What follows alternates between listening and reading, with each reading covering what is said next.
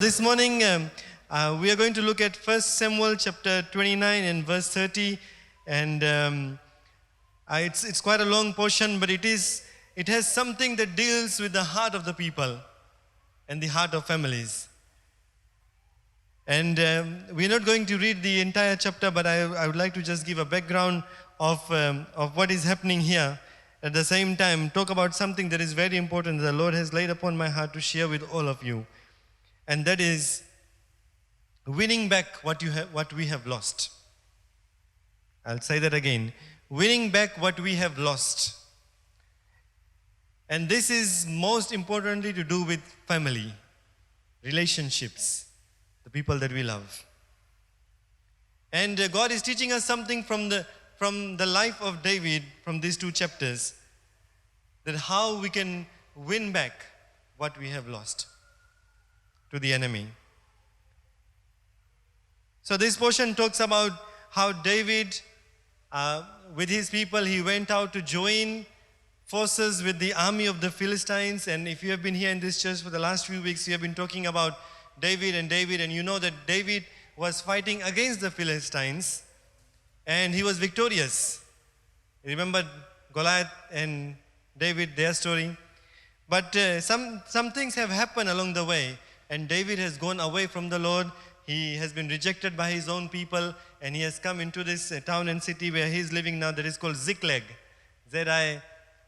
I hope I pronounced it correctly. Ziklag. And they were there and they decided to go and join forces with the enemy, with the Philistine army. And he takes the men and he leaves. And chapter 30 talks about that when they were returning back to Ziklag, what has happened to the town. So we read that as David and his men, they are coming back from their journey and they are coming near to their city or place of Ziklag, they see that there is some smoke rising from their villages or from their town. Now this was not the ordinary smoke of cooking fires. You know, when we cook something, we smell the aroma of cooking. We see the smoke going up. Of course, these days we have electric appliances or gas stoves. We don't see that a lot, but when people used to cook outside, you'll see the fire going up or the smoke going up. But David and his men, when they were returning, they saw there was smoke going up from their homes, from their villages from afar. But this was no ordinary smoke, because what was coming off from the land, the smoke was much bigger than ordinary, fire in the stove. They knew in their hearts that something was wrong. And the Bible tells us that as they came upon their city, upon their township, they found that the Amalekites, the army of the Amalekites, had come and attacked their homes and their villages. So these people, they took advantage of the undefended city because their army has gone to join forces with another army. They knew that this people were women and children. They were not guarded. They didn't have men to fight and protect them. So they attacked them. And they attacked them, and the Bible tells us that they took everything that these people had. They destroyed their homes, they took their crops, their animals, their livestock, their properties, their valuables, even their women and children. So David and his men, they are arriving. You can picture the scene in your mind. How many of you love your families? I'm sure you all do. You love your families. Children at the back have risen their hands. They love their moms and dads. So these people are coming back. They are coming back to their village. They have been, traveling. They must have been hungry. They must be expecting to smell nice aroma of home-cooked meals. When we are away, no matter how much we eat outside, we look forward to coming back and eating at home. And the food that is cooked at home, isn't it? We look forward to coming back to the, hugs of our children, of our family members. We want to come back and sleep in the comfort of our beds with our own pillow, with our own blankets. These are the things that we look forward to when we have been away and we want to come back home. So these people have been away and they're coming back home, very excited and expecting to receive a very warm welcome. Children running to them and greeting them, wives running to them and greeting them, celebrations going on, good food being cooked for them. But they did not find any of that. In contrary to that, they found only destruction. And they found that they have lost everything that they had. You can imagine their utter devastation that they felt, the loss that they felt, helplessness that they felt, broken. The Bible tells us that these men usually don't cry, I believe, or they hardly shed tears in front of others. And these were men of, great strength who were out there fighting in the army. Yet when these men come and they see what they have lost, the Bible tells us, and I'll read, then David and the people who were with him, they lifted up their voices and they wept until they had no more power to weep. If you can just imagine what they must have been feeling. Great men, powerful men, raising their voices, weeping and weeping and weeping until they had no more power to even weep. That was the loss that they felt. There was no one to support David. He had lost his possessions. He had lost the things that he valued. He lost his wives. He lost his children. Everything was gone. Even the men who were there with him, when they saw that they have lost their family, they talked to each other, let's stone David, because he is the reason for this destruction, because David had led them away. So David was all alone. There was no one with him. At that moment, he realized that there was only God and God alone with him. So we learned something very important that David did to win everything back. The first thing he did, the Bible tells us, but David strengthened himself in the Lord, his God. I'll read it again. David strengthened himself in the Lord, his God. So that's one of the 8 things that I want to share with you this morning. That when he realized he had lost everything, he strengthened himself in the Lord. He did not stand there and say, Lord, strengthen me. He did not go to somebody else to find comfort and strength. The Bible tells us that he himself strengthened himself in the Lord. Why? Because he had backslidden. He had gone away from the Lord. He has been disobedient to the call of the Lord upon his life. He had been rejected by his very own people, his family members. So, he has gone off away from the Lord. He realized that he needs to strengthen himself with the Lord once more. And how did he do that? He remembered God's love. How do we know that from the Bible? Because David realized that when he took the men to go and join the forces with Philistines, the Philistines had rejected him, and that is the reason they have come back to their village in Ziklag. So it wasn't, a long duration of time between the time that they have left their home to the time that they were coming back. So if God had not intervened and the Philistine army would have accepted them, that would have meant that there would be months before David and his men would return to their homes. But because they were rejected through the love of the Lord, they came back home early. And when they came back home, they found, their homes just in time so that they can go back, and we'll read it later, that they were able to recover what was lost from them. If it had been delayed, they would have never been able to recover what was lost. Because the army of the Amalekites would have taken them all the way to their homes and to their land, and they would have never been able to go back and attack them and bring them back. So David remembered the love that the Lord had for him. And in the rejection that they had with the Philistines, he realized he saw the love of the Lord in action. So that's one thing that, helped him to strengthen himself. Another thing that helped him was that he remembered the promise that God had made to him and the calling that the Lord has upon his life. Because God had called him to be the king, to lead, anointed him. And he remembered it at that time. He also remembered the past victories or the deliverance that the Lord had helped him to, have in his life. So those 3 things helped him to strengthen himself. Dear people, I do not know where you are at this place in your lives. Individual lives, I do not know what you're going through.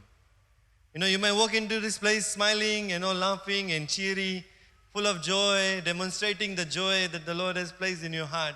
But inside you may be broken in pieces, suffering, in pain, heartbroken. We do not know. Maybe you're married couples and there's issues in your marriage.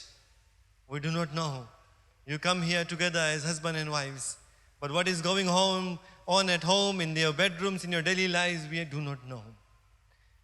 Between parents and children, what's happening? Brothers and sisters, other members of the family, we do not know.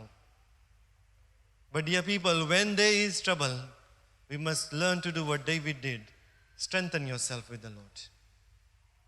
Pull yourself back. Come back to the Lord. Second thing that David did after he strengthened himself with the Lord, the Bible tells us that he called Abiathar the priest, Elimelech's son, and he said, please bring the ephod here to me. And when that was brought to him, David inquired of the Lord, saying, shall I pursue this troop? Shall I overtake them? What happened to David now? He remembered that he cannot make the decisions in his own wisdom anymore. He remembered that he cannot do this with his own strength anymore. So he realized the importance of God in his life. And he used, during the Old Testament, that's how they used to communicate with the Lord. So he used that and he said, bring that to me. I want to seek the guidance of God in this matter. So he called upon the Lord and inquired of him, shall I go after them? Shall I chase after them to go back and recover what we have lost? If he was the old David that we read a few chapters earlier, he would have made the decision on his own. As soon as he would have seen the destruction, he would have made the decision. He would try and gather the men and go after these people, to try and get his family back. But no, he did not do that. He realized that in his life, he needs to seek the will of the Lord first. So he called upon God and said, Lord, tell me what to do. In other words. And what did God do? He answered and he said, pursue, for you shall overtake them and without fail recover all. Dear people, in our lives, when we are standing at a crossroad in our families, in the matters that, that govern our families, when we have trouble coming our way, we have to strengthen ourselves, the first thing that I shared with you this morning. And number two, we need to call upon the Lord and ask and seek His will. Lord, what do you want me to do? Because we cannot do it on our own. The third thing that David did, he believed in the promise that the Lord made with him. What was the promise? I've just read it. I'll read it again for you. Because God answered and said, pursue, for you shall surely overtake them. And what was the promise? The promise was, and without fail, recover all. That was the promise that God made to him. So he believed it with all his heart. How do we know that? He tried to get his men to go back and fight. Some were not willing. I'm sure he must have stood, I believe he must have stood in their midst and said, God has promised me this. I called upon his name. He has promised me this, that if we go and pursue the Amalekites, we'll be able to win and recover all without any fail. And the Bible tells us that he was able to convince hundreds of the soldiers to go back with him and go and pursue the Amalekites. So he believed in the promise of the Lord. So what did we learn? He strengthened himself, he sought the will of the Lord, and he believed in the promise of God. We should do the same, dear people. When we are in trouble, when our family is in trouble, when our marriages are in trouble, when our relationship is in trouble, strengthen yourself. Call upon the Lord to show you the way and believe on the promises of God. Fourth thing, David did as he was commanded. So not only he sought the will of the Lord, not only he believed in his promise. It is one thing to seek and to hear and to believe. It is one thing to turn it into action. He did just that. God told him, pursue them. He went and pursued them with all the men that he could gather. There were some who stayed behind. They didn't want to go. But he still went. Praise the Lord. 600 went with him. So that's the fourth thing. Do as the Lord has commanded. The fifth thing, while doing as the Lord commands you, show mercy and have love and compassion. David did that as well. When he was going with his army, they came across a man, Egyptian man, who was half dead, tired and sick. The Bible tells us that they stopped for him, one person only. There was their family who had been taken away by the Amalekites. I'm sure in their hearts they must be, getting hasty. They would have wanted to go quickly and save their family, recover their wives and their children. But here they stopped. They stopped for one man, one person who needed help. And the Bible tells us that David had compassion upon this gentleman. And they fed him, they tended to him until he was able to regain his strength. And you will find very interestingly that this is the same man that led them and showed them the same place where the Amalekites' army were camped, and that they were able to go and successfully attack them. So have compassion. While you're trying to fix your families, while you're trying to get your family together and bring them back, at the same time, please have a heart of compassion that you come across. Point number 6. That, when David went with his troops, they were able to overcome the army of the Amalekites, just like the Lord had promised. They attacked them day and night, and they were able to recover every single thing that they had lost, the Bible tells us.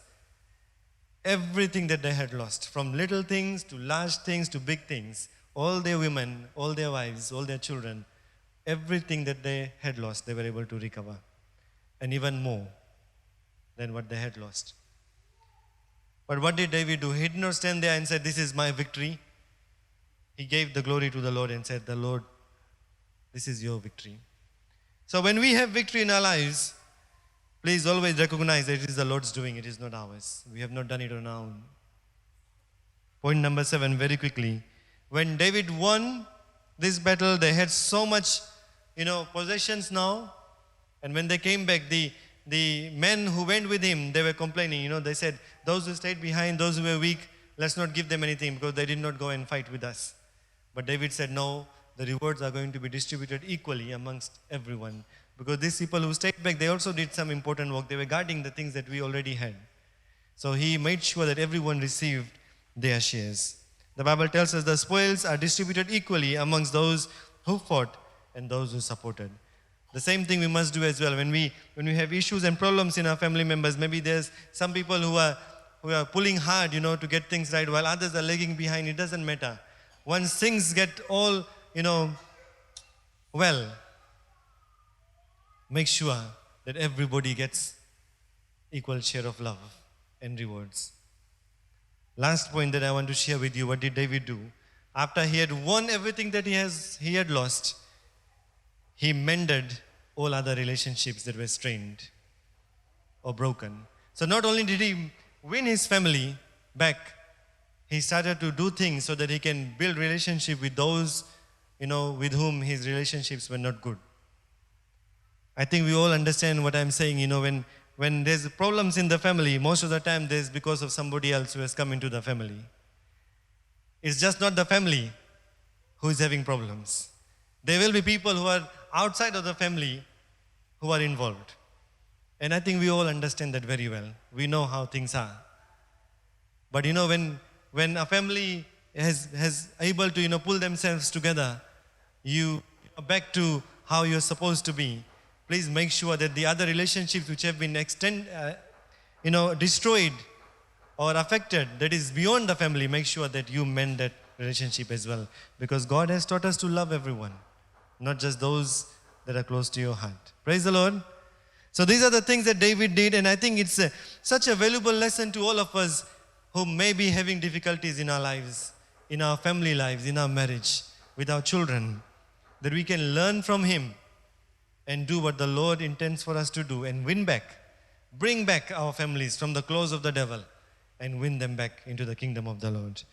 What did David do? He strengthened himself. What did David do? He sought the will of the Lord. What did he do? He believed in God's promise. What did he do? He did as the Lord had commanded him to do. What did he do? He showed mercy and compassion to those he came upon. What did he do? He gave God the glory for the victory. What did he do? He shared the rewards with everyone equally. And what did he do? He mended all the other relationships that were beyond what he had lost. This is what it takes to win back what we have lost. And especially if we look at our families this morning, maybe we are broken like David. Maybe we have lost everything like David. Maybe you're on the verge of losing everything. If everything is well in your life, let me warn you, trouble will come. No matter how strong you are in the Lord, the stronger you are, the stronger the attack of the devil will be upon you and your family.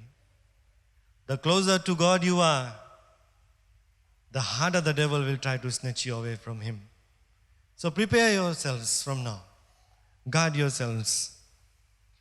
Maybe you're suffering from a broken marriage. Maybe your family is falling apart. Maybe your husband and your wife is unfaithful to you. Maybe knowing their unfaithfulness, you're still tolerating them, accepting them, living a life of compromise. Maybe you're trying to keep your family together because you are afraid what the community and the people and others would say. Everybody sees a good picture of your family, while inside what's happening nobody knows. Maybe your children are being disobedient to you. Maybe your children have left your home and from your care and gone out and doing what they want to do in this world. Or maybe you are in an abusive relationship in the family. Maybe you feel unloved. Being surrounded by so many in your household, yet feeling alone and lonely. I do not know. The Lord knows your heart. And I just want to encourage you this morning, it is not too late to fix what has been broken. It is not too late to win back what has been stolen from you or what you have lost. God is bringing you back, like He brought David back into his city so that he can see and come back to the Lord and win back his family. You will not be able to fix it, but God can fix it. We need to surrender all to Him. No matter how much you try, you will not be able to fix it.